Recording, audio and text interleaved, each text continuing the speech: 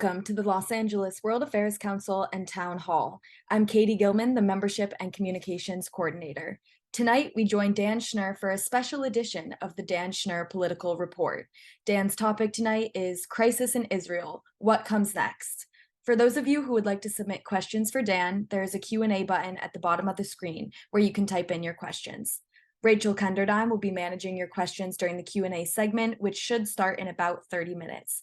Dan, we really appreciate you doing this timely webinar, so without further ado, I'll turn it over to you. Well, Katie, thank you very much. And thanks to all of you for joining us tonight. As you all know, for the last couple of years now, we've been doing these webinars on a monthly basis. And all told, we began them in the first weeks of the COVID pandemic, way back in spring of 2020. So it's been about 3.5 years since we began these webinars. But this is the first special edition we've ever done. And we decided to go ahead with this just because of the sheer enormity, the extraordinary import of the crisis that's now emerged in Israel over the last several days. For those of you who've participated in our webinars in the past, you know how hard I work to avoid taking sides. There are plenty of sources, as far as I'm concerned. There are plenty of sources online and elsewhere where you can find people who will tell you why they're right about everything and why everyone else is wrong. But we know, like I said, we've been doing this with you for a while. We know that you're all smart enough to make your own decisions without being told who to support, how you should vote, or what you should think. And we thought it was important when we put this series together to provide a conversation here that provides even-handed analysis without advocating for one side of the debate or the other. But at the beginning of tonight's program, I'm going to admit to you that while I'll do my best to maintain that standard for the next hour, I'm almost certainly going to fail. Not intentionally, I'm going to do my best to be as even-handed as I possibly can be. But I have particularly strong feelings on this issue, not just because I'm Jewish and believe in a Jewish homeland, and not only because I'm a strong supporter of the state of Israel and of peace in the Middle East, and an equally strong opponent of the type of ugly terrorism we saw last weekend, wherever it takes place. But because, like many of Israel's strongest supporters here in the US, and Israel itself and around the world, I know that I've allowed myself to be lulled into a false sense of security as to the prospects for peace in the Middle East.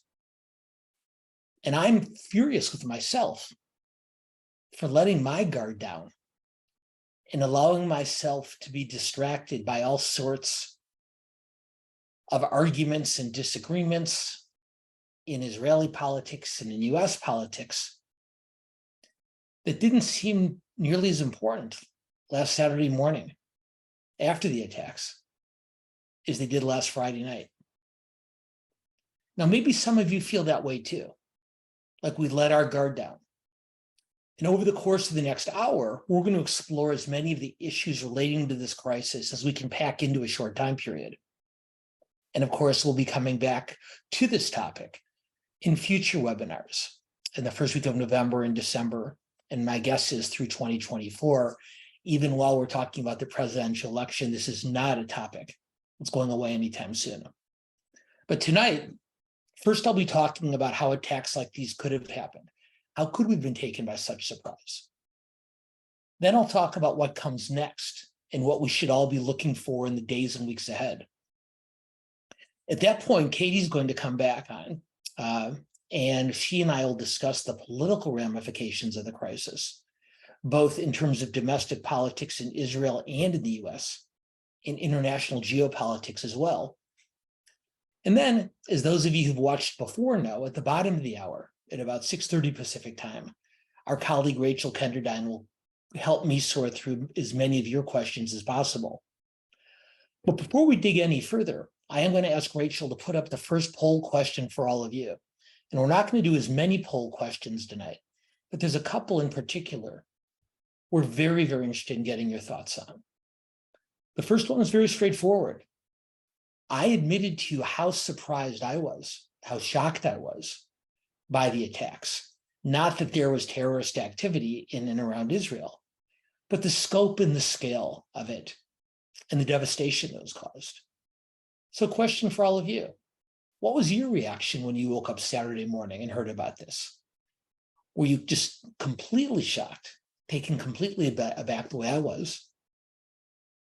Number two, were you somewhat surprised, saying, all right, this is a bigger deal than I imagined, but the Middle East is a dangerous place. This is bound to happen at some point. Or third alternative, not surprised at all. I knew this was coming. Maybe I didn't have the date or the particulars, but clearly the region was overdue for an attack of this magnitude. So Rachel, what did our group think? Were they as surprised as me, or were they better prepared than I was?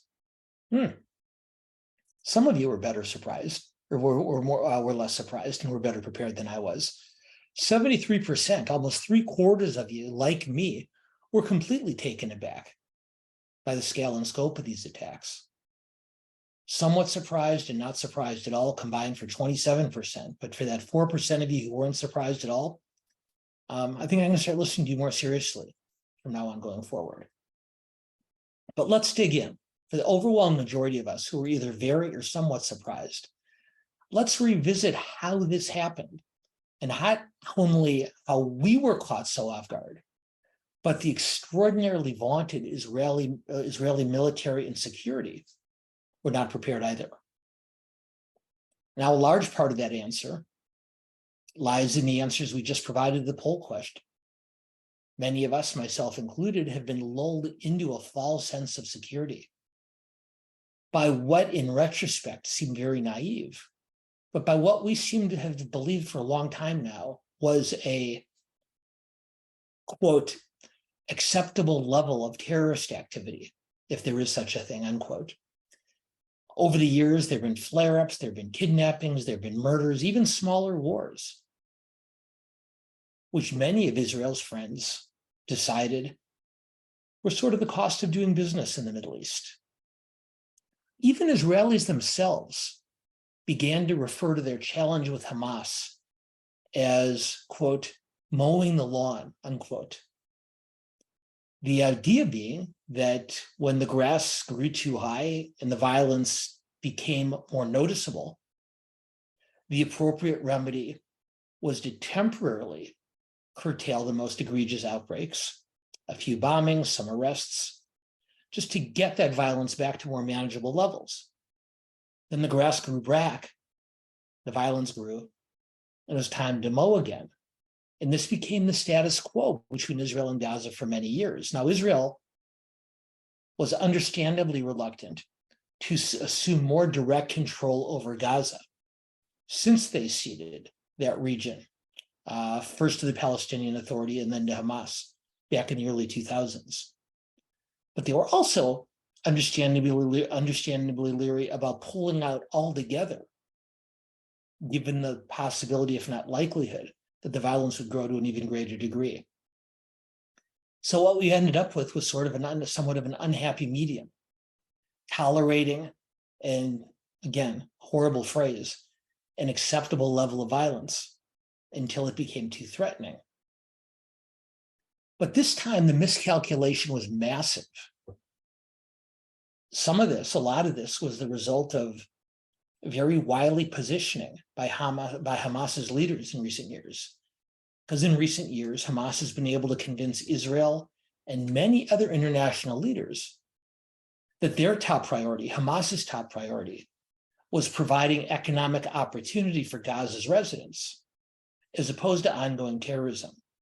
And in fact, they'd ceded a lot of the more egregious violent activity in recent years to Islamic Jihad and other even more radical groups, or what we thought were more radical groups. Over the last decade, Hamas has received over $4 billion in international aid, roughly $1 billion, I think $2 or $1.3 billion from the nation of Qatar alone. And the assumption has been that most of that aid was conditional on Hamas avoiding violence and concentrating on economic growth for its residents. So just over the last several weeks, when Israeli intelligence did notice Hamas engaging in militaristic exercises near the Israeli border fence, the assumption of the Israeli government and many other international intelligence sources as well was that that activity wasn't really serious preparation for any kind of attack, but at best it was a distraction. At worst, it was morale boosting for Hamas's supporters to demonstrate their interest in further action, but certainly not sign of a serious attack. So failure number one, and most damaging, was Hamas convincing the relevant audiences in the Middle East and beyond that they had evolved from a terrorist organization into a more constructive force. And obviously that was not the case. But let's talk about some of the operational failures too. We've all heard a lot, we've all read about, some of us have witnessed the very vaunted Iron Dome missile defense system that Israel's military employs to protect its country against missile attacks. And we've seen the Iron Dome in action in previous Gaza wars and under more sporadic missile attack from the West Bank and from Hezbollah in Lebanon. But what's important to remember, and I'll admit that I didn't, is the Iron Dome is not literally a dome. It is not an impenetrable shield. The Iron Dome is a really neat name for using missiles to shoot down other missiles. And what Hamas learned over the years of testing and observing the Iron Dome missile defense system is a few things. Number one, it's designed to protect population centers. An Iron Dome does not shoot if it determines an incoming missile or rocket is going to land harmlessly. So the sheer volume of missiles that were fired from Gaza that morning overwhelmed the Iron Dome system. There weren't enough missiles to defend Israel, not just the southern part of the country down near the Gaza border, but missiles falling near Jerusalem, near Tel Aviv, throughout the country. The dome just wasn't equipped. The missile defense system wasn't equipped to handle that much incoming at once. But the other thing, even more damaging, is because it is a missile defense system and not a shield, that means that these interceptors, they're called Tamir interceptors, need to be reloaded.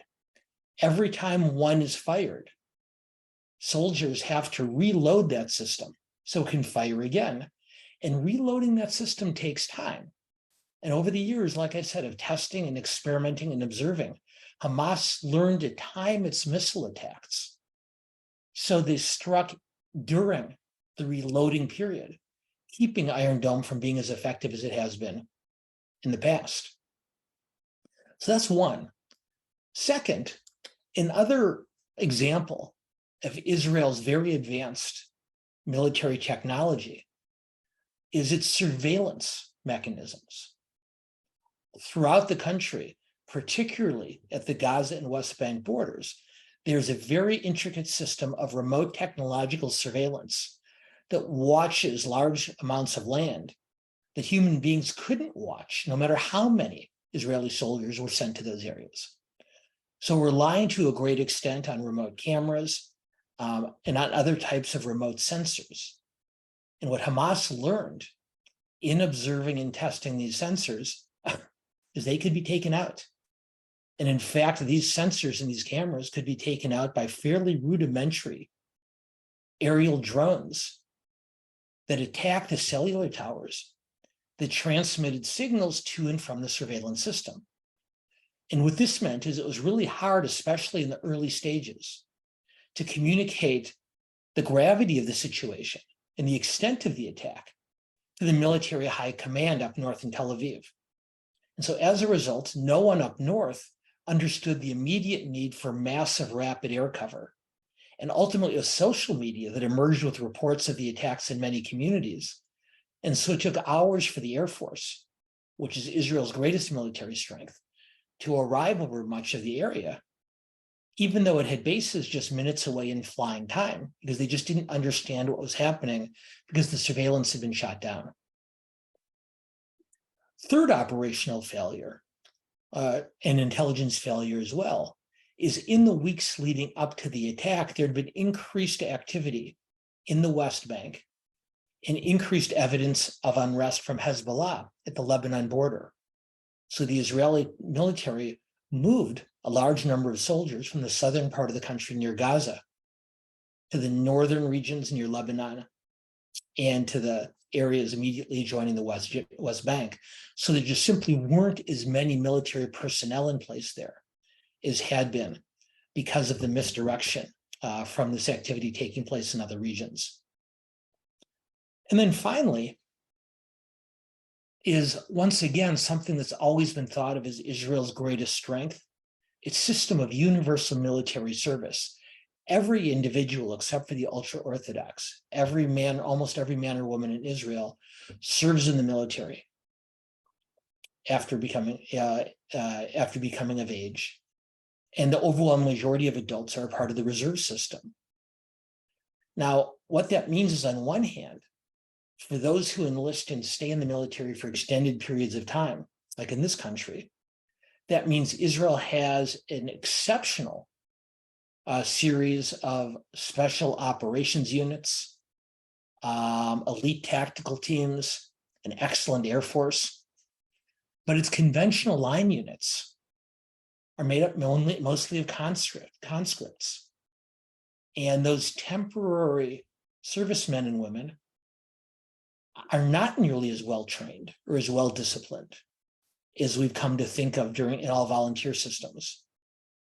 And over the years, these units are still very superior to those of Israel's foes from past wars, Egypt's military, Syria's military, Jordan's military. But today, Israel's facing a very disciplined and very highly motivated non-state foes in southern Lebanon, on the West Bank, and in Gaza. And conscripts who are only serving for a short period of time simply did not appear to be up to the challenge, especially when so many of the numbers had been moved to other parts of the country. Full-time professional militaries can dedicate themselves to rehearsing tasks that high-intensity combat situations require, reacting to ambushes, conducting raids, incorporating artillery and air power into maneuvers. But conscript-based militaries are always bringing on and training new people. The turnover is often too high to allow units to become proficient in the most complicated military tasks. And that's not to say that the conscript-based system is the wrong one, just that our expectations for it, given the elite nature of its more permanent servicemen and servicewomen, was just overrated. But most importantly, we, Israel and friends, we fell victim to recency bias. Because there had been no overwhelmingly devastating attacks on Israel in recent years, meant that many of us assumed that they couldn't happen anymore because of Iron Dome for other reasons. So we fell victim to recency bias. We fell victim to overconfidence. And to me, I think this is the most important hubris. As we watched and followed the negotiations over the Abraham Accords and the negotiations with Saudi Arabia, that led us to believe that maybe the Palestinians weren't as relevant anymore. And we fell victim to our own press clippings, well, to Israel's press clippings, believing that a defense system was absolutely unbreachable because we knew it was until it wasn't. Now, I'm going to talk for just a few minutes about what comes next. And then, as I mentioned earlier, Katie's going to join me and we're going to talk about the politics of the situation. But then around the bottom of the order, around 6:30, 6:35, Rachel will come on and we'll get to your questions. So if you do have questions, please submit them. And we will get to as many of them as possible in the last 25 or 30 minutes. So what comes next? What comes next is the Israeli government and military leadership has made very clear is a ground attack to follow the air attacks that have taken place over the last several days.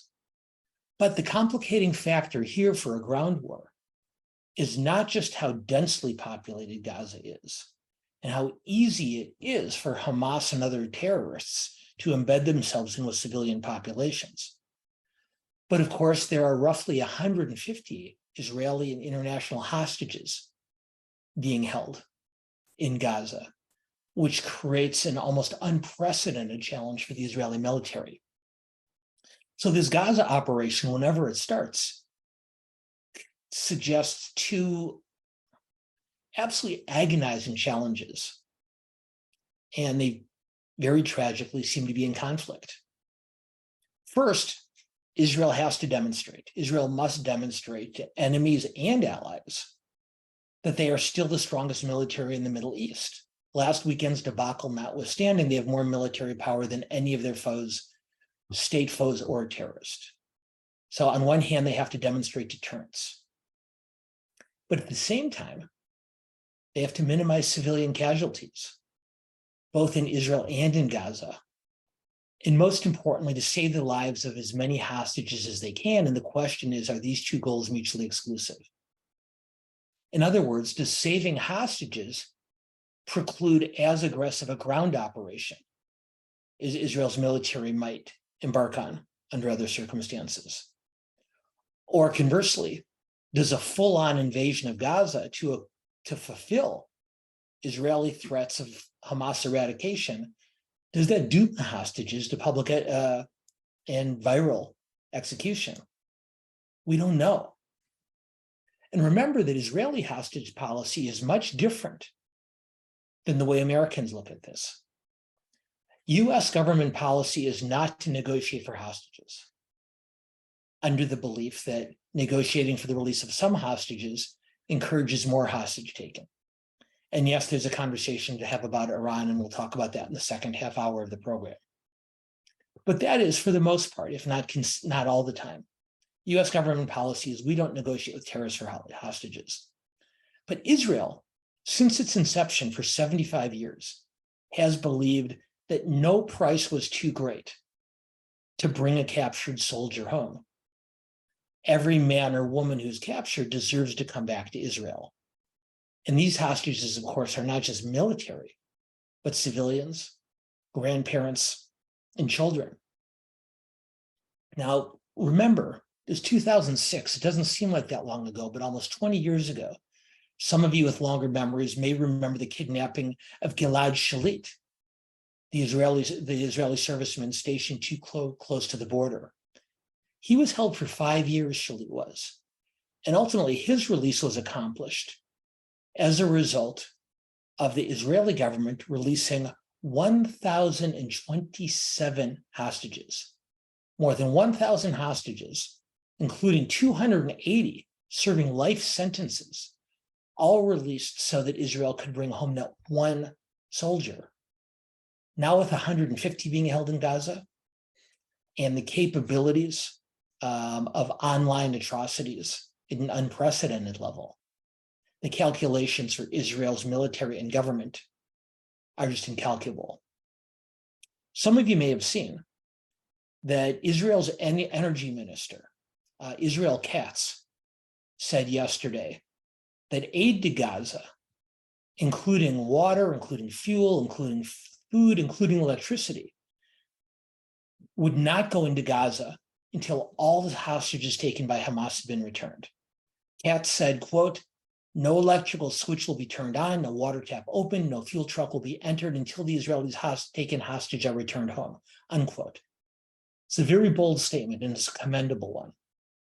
The question is, can Israel fulfill that type of pledge?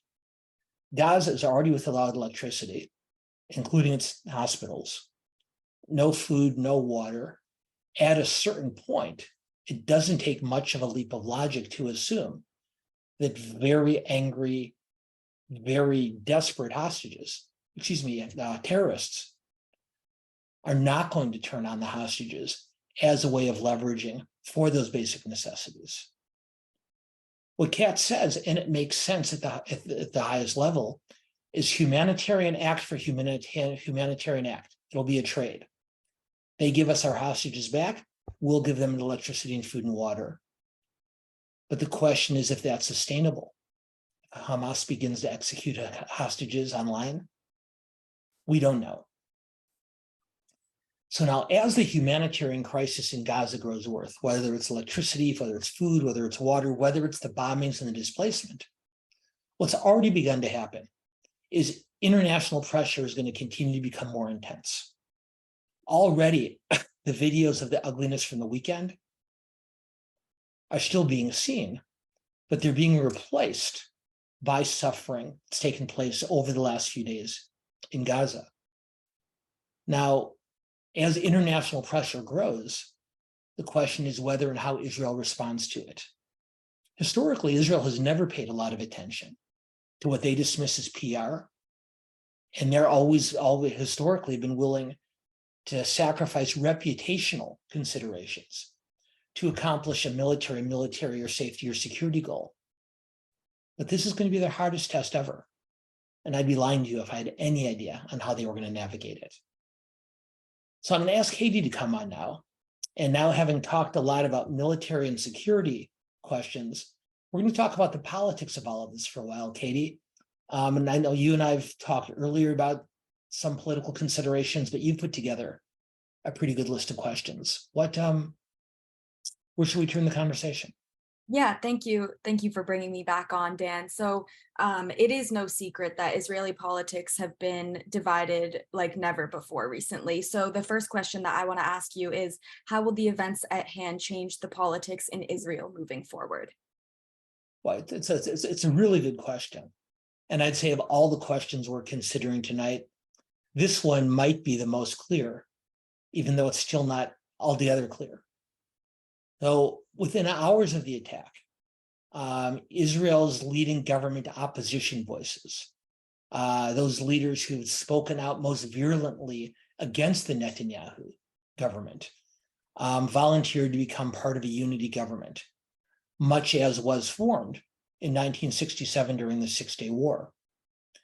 And as the negotiations have proceeded, what's become clear is that Benny Gantz, the retired military general, former Likud leader, who left Likud over differences with Netanyahu, is leading 4 different opposition leaders back into a special wartime cabinet. Essentially, when it comes to war-related issues, hard as it is to understand in this country, Gantz on military issues is now essentially co-prime minister with Netanyahu. And not only do Gantz and his colleagues have rejoined the government, not only do they bring considerable military expertise, but more importantly, and Netanyahu is smart enough to know this, is they send a very powerful signal to the very large portion of Israel that has been protesting the Netanyahu government. Given the fact that this unity government now exists, that Gantz is playing such a prominent role, the idea is to send a message of reassurance to Netanyahu's biggest domestic political opponents, saying, hey, we're all in this together and we need to unify together. And once the country is safe and secure again, we can return to the discussions and debates we've been having previously. Now, on one hand, Gantz and his colleagues have returned to the government. On the other hand, other opposition leaders who've been asked to return have said that they will not until some of Netanyahu's current, more extreme conservative allies have left the government. So on one hand, we're seeing a move toward unity, but it's not a complete one. Under most circumstances, in Israel and the United States and almost any country, when war begins, what takes place politically is what's called the rally round the flag effect, where even the leader's political opponents come together behind that leader in order to vanquish the international military or security challenge. But already, just days into this war, we're already seeing very, very harsh criticism of Netanyahu, both domestically and internationally. And so that rally around the flag effect in Israel, even with Gantz in the government, is not going to last forever. There's an old saying in this country that no war is ever as popular again as it was on its first day. And so going forward, one of Netanyahu's and Gantz's greatest challenge just as great as the military difficulties we were talking about, the military complexities, is going to be figuring out how to keep the Israeli people unified when the domestic politics there have been so bitterly divided for such a long time. Thank you. And to follow up on that, what about the impact of this crisis on American politics? The impact on American politics is extraordinarily complicated. I guess I'd encourage everyone to keep an eye on two things. Number one is the internal politics within the Democratic Party. There's been a considerable amount of public opinion polling over the years, the most notable done by the Pew Research Center, which has shown in recent years diminishing amounts of support, particularly among the most progressive Democrats for Israel, and growing supports for the Palestinian cause. And so already we're seeing a rift to some degree between what I'll call diplomatically more establishment, more traditional Democrats, and those more progressive voices who've been very critical of Israel recently. Now, what's been particularly interesting is that dividing line has not remained in one place. A lot of Israel's most harsh critics from the political left have actually defended Israel from attacks from even more extreme voices in recent days. I'll give you one example. The Democratic Socialists of America organization held a rally in New York City on Sunday night. And even a lot of the DSA's most ardent defenders have admitted that it got out of control and some of the language used there was absolutely unacceptable. Well, a number of progressive leaders, including Alexandria Ocasio-Cortez, who's always been a fairly vehement critic of Israel, standing up on Israel's behalf against those uglier sentiments. So that debate within the Democratic Party is going to continue, but the lines dividing the factions within the party are murkier. Now, Republicans for years have always wondered why being more ardent pro-Israel supporters hasn't gained them more support from Jewish American voters. And the answer is twofold. Number one, it's not as if historically in the United States there's been one pro-Israel party and one anti-Israel party. I would say at the risk of getting both sides somewhat angry with me, you have a Democratic Party which is very, very pro-Israel and a Republican Party which is very, very, very, very pro-Israel. And that extra very or two hasn't been enough to sway a lot of voters, which brings me to my second point. But for many years, for most of the 21st century, Israel has not been the primary voting motivator for most American Jews. For about a quarter of a century now, most American Jews prioritize domestic policy issues, particularly social and cultural issues, over international matters, and leaving Republicans to wonder why they didn't get more support from Jewish voters, because Israel-related issues did not rank as high in terms of priorities. We don't know if that's going to change. But just as the Democrats are struggling with their internal divisions over Israel, Republicans are struggling with their internal divisions over, well, almost everything. And for those of you who didn't see it, just an hour or so before tonight's program began, Representative Steve Scalise, who had received the most votes within the Republican caucus to replace Kevin McCarthy as Speaker, announced that he was withdrawing from the race because he admitted there was no way he was going to be able to unify the Republican caucus behind his candidacy. So here we sit with the United States Congress that has an acting Speaker of the House, a Speaker pro tem, and it's debatable how empowered that Speaker pro tem, Patrick McHenry of North Carolina, is to do anything in that role other than hold elections for a permanent Speaker. So at a time of international crisis, the Republicans are essentially frozen in place. So both parties' divisions are causing all sorts of challenges in American politics. It's hard to see how either or both are going to resolve these differences, no matter how necessary it is. Last point I'd make on American politics is former President Trump has come under severe criticism over the last day for criticism that he leveled in a speech last night toward Netanyahu, and for talking about how smart Hezbollah was in its activities in Israel's northern border. We're seeing a lot of other Republicans who have been hesitant to criticize Trump in the past coming at him pretty hard on this, because they know that even though most Jewish Americans vote Democratic, for evangelical and fundamentalist voters, Israel is of critical political importance. And if I had to make a guess, I would say that Nikki Haley, who's already been rising in the polls, given her credentials as former UN ambassador, is probably going to end up getting an additional bump in Republican primary circles as this international crisis continues. Lots of other things we can talk about, how Joe Biden has played this, all sorts of other sort of subtopics within the American political landscape, but hopefully some of those will come up once we get to our group's questions in a minute or two. But Katie, I believe you had one more question before we move on.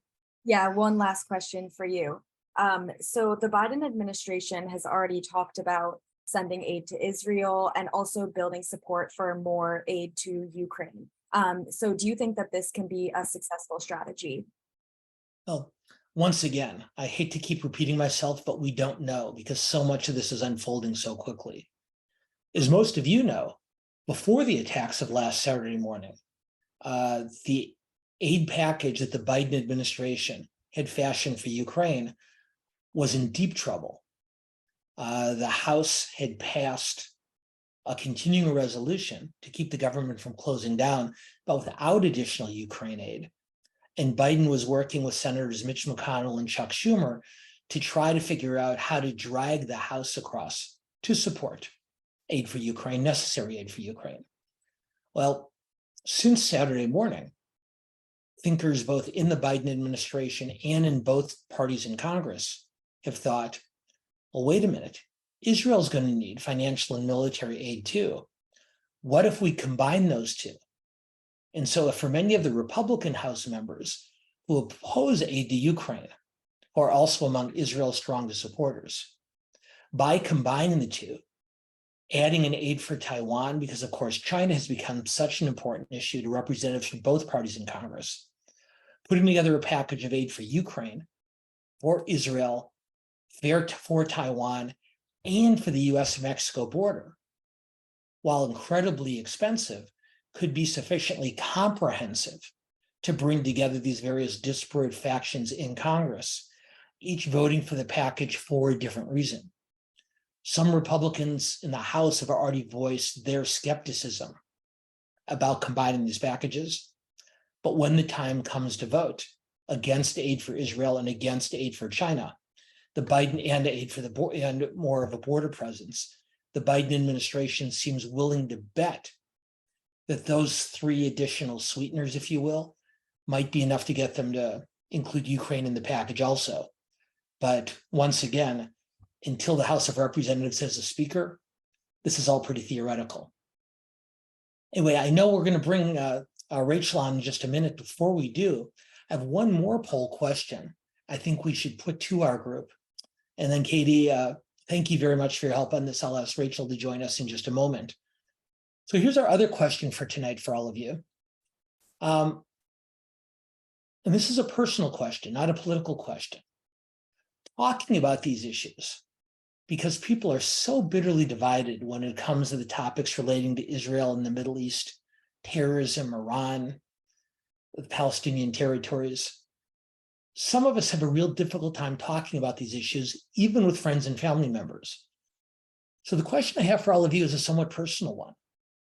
What impact did the events of the last week have on your willingness to talk about these world issues? And by world issues specifically, let's think about Israel, the Israel-Palestinian conflict, and the Middle East crisis.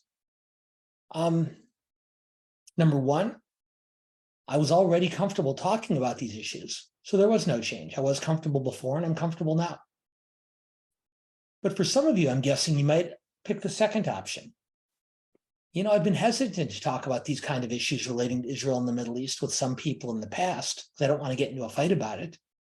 But this week, I was more willing to have the conversation, given how important it's become. Third, just the converse.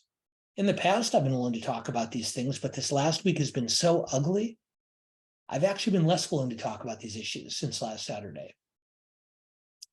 And fourth, you know what? I wasn't comfortable talking about Israel and the Middle East in the past, and I'm still not comfortable talking about it now. So which of those four most reflects your own attitudes, just on your own interpersonal conversations on such important issues? How comfortable are you talking about these things? And are you more or less than you were before? Rachel, how did we do for answers? Really interesting. Almost 2/3 of you said you were already comfortable talking about Israel and the Middle East before, so no change. But of the rest of you, by a 3-to-1 margin, 25% to 9%, that's almost 3-to-1. By a 3-to-1 margin, our group is more willing to talk about very contentious issues having to do with Israel and the Middle East than in the past, given the breaking news. And many fewer of you became more hesitant. And only 3% of you, maybe this is the kind of person who comes to a World Affairs Council town hall webinar, very few of you haven't been comfortable talking about it at all. So what I take away from this, Rachel, and I'd be interested in your opinion, is at least for our group, the events of last Saturday and since make us much more comfortable talking about it rather than less. Interesting, isn't it? It is very interesting, and we have so many questions from the audience. I know that they're very interested in hearing more, so I will try to get to as many as possible. Perfect. Just jumping right in, this is two questions that are related to one another. How did Israeli and US intelligence fail so drastically? And then it's been reported that Egypt did give Israelis advance intelligence about the attack, which seems to have been ignored. What are your thoughts about this? Well, two good questions. And one, as I talked about earlier, I think the intelligence failure, while indefensible, is explainable for the reasons that I talked about earlier. Hamas has been going to great lengths in recent years to present itself as an organization more concentrating more on economic growth and sustenance for the people of Gaza, as opposed to terrorist activities. As I said, they have actually sat out some of the recent flare-ups from Gaza, letting Islamic Jihad and seemingly more radicalized groups take the lead. And all of us, Israel, the US, plenty of others, were lulled into a false sense of security, thinking if economic incentives can keep being provided, Israel provides thousands of work permits every day for residents of Gaza to come into Israel proper to work for a much larger salary than they can make in Gaza. The amount of money coming from international sources, a lot of people believed that was enough to get Hamas, if not to renounce, to deprioritize its terrorist heritage. And obviously those presumptions were tragically wrong. And then I mentioned also earlier, the operational deficiencies, the Iron Dome, the communications and satellite networks and so on, just simply not prepared for an onslaught of that magnitude. As far as the warning from Egypt, there's some dispute in both Israeli and US intelligence circles as to how dire and how specific that warning was. And you may remember some of this talk in the aftermath of September 11th. And what we learned about US intelligence at that time is warnings come in every day, every hour, dozens of warnings, hundreds of warnings, thousands of warnings. And the task for intelligence isn't simply to heed a warning when it comes in, but figure out which of those many, many warnings are credible and which are not. And for all the reasons I mentioned a moment ago, while neither Israeli or US intelligence dismissed what Egypt was saying, they didn't take the warning as seriously as they could have for both the operational and ideological reasons I mentioned a couple of minutes ago. We've also had a number of questions about this next topic. So this is also two. Could you address a bit on Iran's involvement with the crisis? And then another audience member asked, could Iran, clearly uncomfortable with the Israel-Saudi negotiations, have provided political and military support to Hamas in an attempt to disrupt these negotiations? Well, I'll start with the second question, because to me it's an easier one. I believe, and we'll find out in the days and weeks ahead whether I'm right or not, and whether many other people who share that my supposition are right or not. I believe that the single greatest motivator for these attacks was derailing the US, Saudi, Israel diplomatic discussions. Because I do believe that Iran and its clients understand that if Saudi Arabia and Israel were able to form any kind of formal diplomatic alliance, how much more difficult it makes it for Iran and for Israel's most violent enemies to be able to continue to confront it in the newly configured Middle East. So as it became apparent that these talks were becoming more and more serious in recent months, an attack like this in retrospect almost seems inevitable. Now, there's conflicting reporting on whether the Iranians knew about this attack before it happened. The Wall Street Journal reported almost immediately that Iran was aware of this. The New York Times cited government sources saying that, in fact, that Iran's leaders were surprised by it. Now what we're seeing is a sort of in-between assessment coming out, that Iran was aware generally of the preparations that Hamas was taking, but not necessarily privy to specific timing and tactics. But whether Iran knew precisely when the attacks were being launched and precisely where, it is becoming more and more clear that they were aware of these broader preparations. It's even more clear that Iran has invested virtually unlimited amounts of money in Hamas, in Hezbollah, in Islamic Jihad, and in other terrorist enemies of Israel.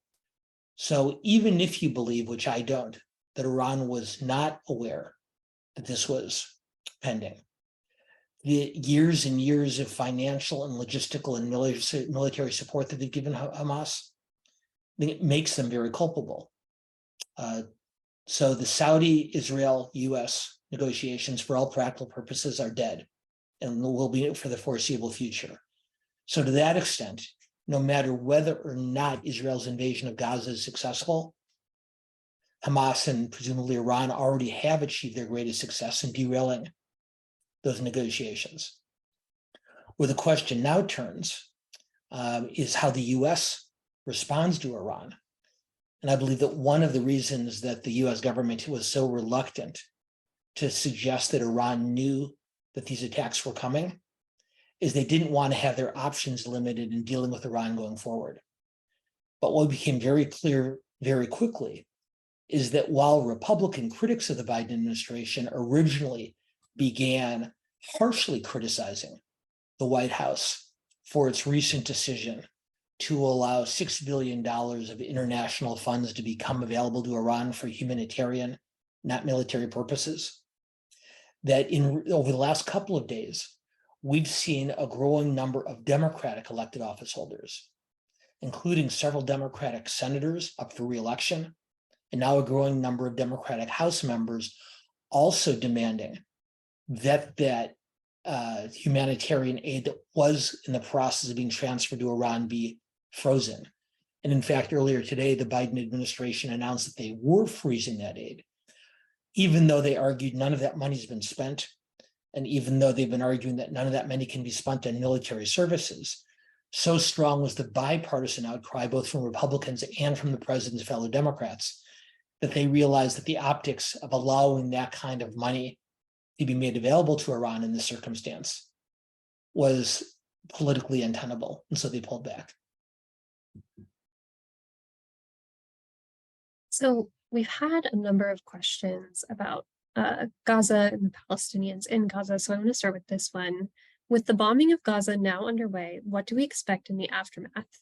If Israel is able to effectively neuter Hamas, who or what will fill the governance vacuum in Gaza?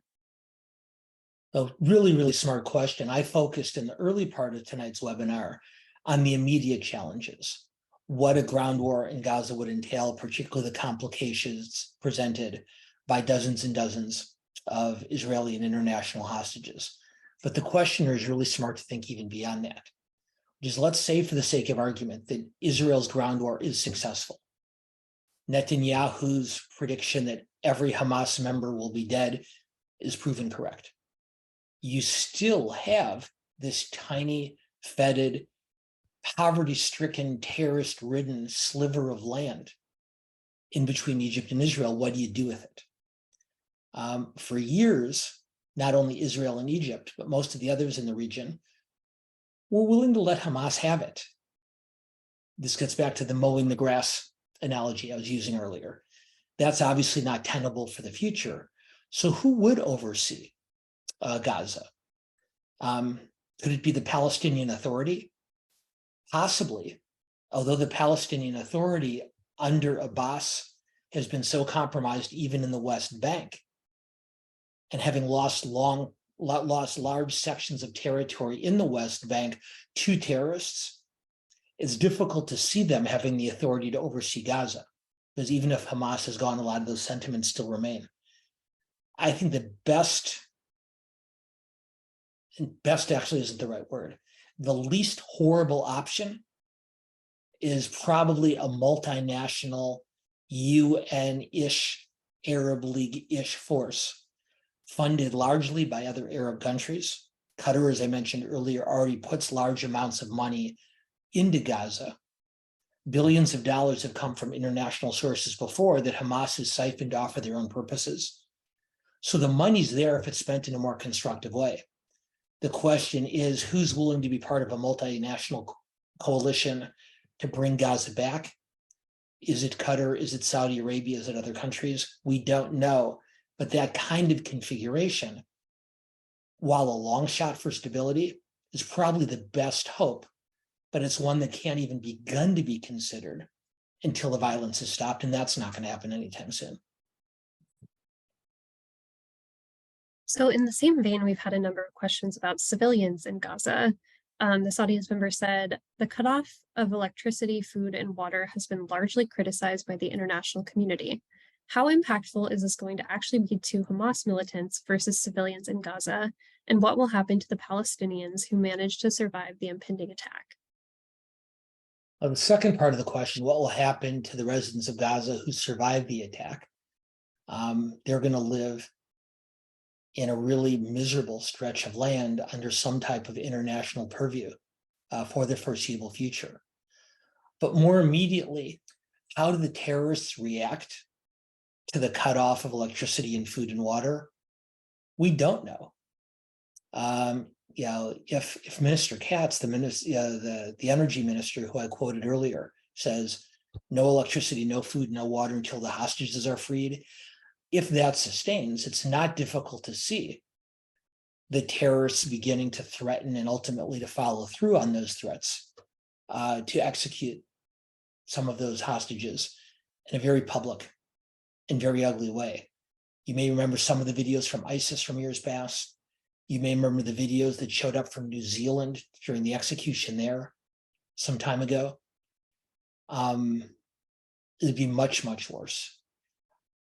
What I read is that Israel, obviously through intermediaries, is trying to convince the terrorists that executing hostages will make an already horrible situation even worse.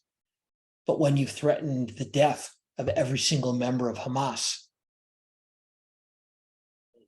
it's worth asking what the consequences are for a terrorist facing that death warrant when it comes to their treatment of hostages. Because of the way Gaza is configured, so urban, so compressed, so crowded, so infiltrated, the civilian population being so infiltrated with Hamas members and other terrorist infrastructure, a ground war would be difficult, even under circumstances where there are no hostages at all. But worrying about the lives of those 150 men, women, seniors, and children makes it even more difficult. And my guess, and it's just a guess based on nothing but hunch, is at a certain point, the Israeli government and military will have no choice but to acknowledge that a certain number of the percentage of those hostages will perish. Otherwise, it'll be impossible for them to achieve their military objectives.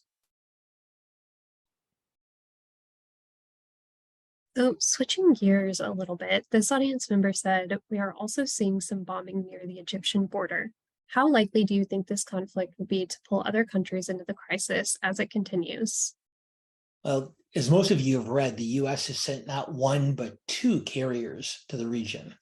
And they're basically being sent not to engage directly in military action. I think it's almost impossible to imagine US troops engaging in Gaza, but rather that very heavy US and international military presence is designed to send a message to Hezbollah and to Iran not to make this a multi-front war. As ugly and as difficult as a war for Gaza is going to be, if in fact a northern front opened in Lebanon and another front opened out of the West Bank, then an isolated war becomes a regional war, and that becomes much, much more difficult to control in all sorts of ways. So right now, much of the international community is focused on trying to deter other actors from getting involved in a significant way. There have been missiles, as you mentioned, out of the West Bank and out of Lebanon, but not a tremendous level to this point. The greatest concern right now in terms of that international pressure to keep other players out is the type of language that we're hearing from not only from Russia and China, which is decidedly equivocal, but much of the global South seems to be staying much more neutral on this than the US and our Western allies are. And should those become potential pressure points for other bad actors in the Middle East, the fact that the rest of the world is not unified in its condemnation makes it much easier for another front to open. It appears right now that such a large US military presence can act as a deterrent. But ultimately, even all the aircraft carriers in the US arsenal can't make up for decidedly mixed messages coming from the global South and from much of the Pacific Rim. So I know we're getting close to the end of the hour, but I want to finish out with another question that many audience members asked about. Do you have any thoughts on what might be the possible end game for Israel and Palestine? Is there any scenario in which both Palestine can become an acceptable place to live while Israel is protected from attacks? We also had questions about the two-state solution, so I'd love to hear your thoughts about that. Okay. So none of that's going to happen anytime soon. I mentioned earlier that the Saudi Arabia, Israel, US discussions are done for the time being, for the foreseeable future. Both because of domestic political pressure in Israel, there's no way that an Israeli electorate would support candidates who in this circumstance would begin talking about a two-state solution. It's impossible to fathom. But second, Saudi Arabia, like most of the rest of the Arab world, are going to have populations that are much angrier at Israel now than they have been in a long time. So the prospect for the Saudis of negotiating with Israel is something that would be even more unacceptable on their street than in recent years. And Jordan and Egypt and other countries that work with Israel in other ways are going to face more difficult challenges in the immediate too. We've already seen that the first phone conversation between Israel's and Saudi Arabia's leaders since their treaty several months ago took place this week. And the first topic of conversation for them was protecting the Palestinian people. So in the short run, I think those kind of questions I don't have positive or optimistic answers for. That said, looking forward, I think it's worth looking back at history, and maybe this isn't a bad place for us to close. If this is Israel's darkest hour since its inception, either, depending on how you define challenge, either Israel's second darkest hour, or it's this being our worst time since then, was the 1973 Yom Kippur War, when once again Israeli intelligence failures allowed surrounding hostile actors, in that case nation states, in this case terrorists, to wreak all sorts of havoc and destruction on Israel before Israel ultimately prevailed. The nation held together. They rallied around the flag through the Yom Kippur War. But only a few months after that war ended, less than a year after that war ended, the then Prime Minister Golda Meir resigned from office under pressure because they realized that she needed to be held accountable for those intelligence failures. And what happened less than 5 years after the Yom Kippur War, and roughly 4 years after Meyer's forced resignation. Well, Israel and Egypt's leaders came to the United States and signed the Camp David Accords, creating the first diplomatic relationship between Israel and an Arab country in its history. Less than 5 years. So while the immediate is going to represent a pronounced step back toward any type of long-term solution, I think if we do look back at history and realize that once these hostilities are settled, and once stakeholders on all sides realize that this cannot be continued just the same way that Anwar Sadat realized that, roughly half a century ago, I think the prospect for a two-state solution in the not distant but medium-term future, I think actually is a significant one.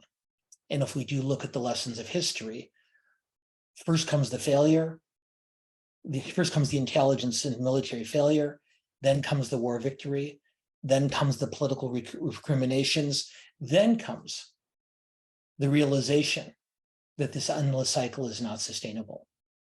And so while in the short run, taking sides shamelessly now, I pray as hard as I can for an Israeli victory.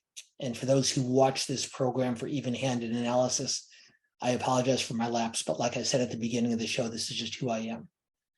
So in the short term, I pray for Israeli victory, and quickly enough that there is as little needless suffering amongst the Palestinian people as possible. But after that, I hope that this jury-rigged temporary unity government can survive. And if Netanyahu is no longer as unilaterally dependent on his most ultra-conservative allies as he has been for the last several months, and can sustain a unity government with Gantz and others, not only during the war, but in its aftermath, then maybe ultimately that does lay a medium-term outlook for a 21st century version of Camp David Accords, in which military quote unquote success and unacceptable death and devastation ultimately do lead to that same kind of breakthrough. So we don't know if that's going to happen. We don't even know if it can happen. But in these difficult days and weeks and perhaps months ahead, as this war continues, no matter how you want to see it resolved, know that when it's over, the ability of leaders from a range of different places can come together in a way that they couldn't before these reminders. Maybe that does have the chance of some success. And if all of us, myself included, have been the victims of hubris, of being lulled in a false sense of security for the last several years, maybe the fact that we realize we can't take these things for granted creates a more purposeful push forward toward something better. I know that's not much in the way of optimism now, but we'll be back together next month, first week of November. Is that correct, Rachel? And I know we'll be talking about this. I know we'll be talking about the US presidential election. And so for those of you who joined us tonight, if you got something of value out of it, then I hope you'll come back in November. And as we slog through both these domestic and international challenges, hopefully together we can make some sense of them and have productive and reasonable and respectful conversations about how to move forward. As always, Rachel, you and Katie are absolutely amazing. I want to thank the whole team at LA World Affairs Council Town Hall, but most of all, I want to thank all of you who joined us tonight. This is, as near as I can tell, a larger audience than we've had in some time since the heights of the pandemic and the 2020 election. So we welcome many of you back, and we hope you'll stick with us as we continue these webinars going forward. Yeah, thank you so much, Dan, and thank you for the bit of hope to end the program on. And again, as Katie mentioned, we really appreciate you responding to this situation so quickly and providing excellent analysis as always. I mentioned we had dozens of questions tonight, so Dan and I and Katie will try to get to some more during the continuing the conversation segment that we put out each month. And as Dan mentioned, we'll continue to talk about this in the future. Dan also mentioned our webinar next month on November 9th, so I hope many of you are able to join us for that as well. We also have a number of upcoming programs posted on our website, one next week on the generations in the US economy. And then later in October, we'll host author Ian Johnson for a webinar on his new book on China's underground historians. So I encourage you to check those out. And Dan, just thank you so much again. I hope everyone has a great night. Thanks so much, everyone. We'll see you again in November.